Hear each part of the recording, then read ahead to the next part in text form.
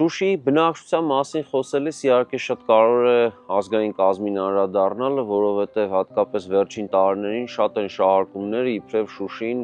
հայերով բնակեցված չի եղել, իբրև Շուշին այսպես հայ փոքրամասնություն բնակչություն է ունեցել եւ այլն։ Հիմա շատ կարևոր է հասկանալ, թե ինչ է եղել Շուշիում բնակչության ազգային կազմի հետ։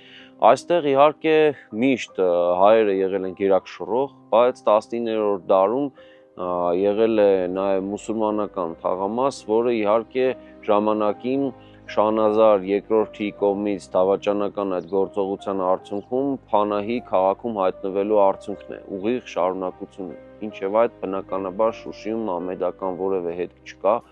եւ երբ որ մենք խոսում ենք 19-րդ դարի վիճակագրության մասին, պարտավոր ենք նախ եւ առաջ նշել ռուսական կայսրության առաջին մարտահամարը 1897 թվականին Այստեղ բնակչության ազգային կազմում մենք տեսնում ենք, որ հայերը մեծամասնություն են կազմում, քաղաքում ապրում էր 14420 հայ, ըստ ռուսական կայսրության այդ մարտահամարի, որը կազմում էր բնակչության մոտ 56%-ը։ Եվ ստացվում է, որ ռուսական կայսրության պայմաններում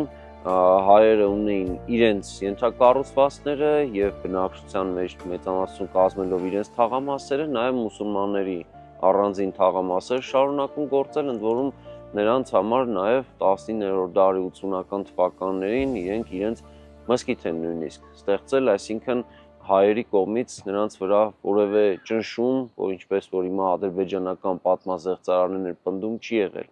Նախագծի գլխավոր գործընկերն է Converse բանկը, ֆինանսական աշխարհի ձեր հուսալի գործընկերը։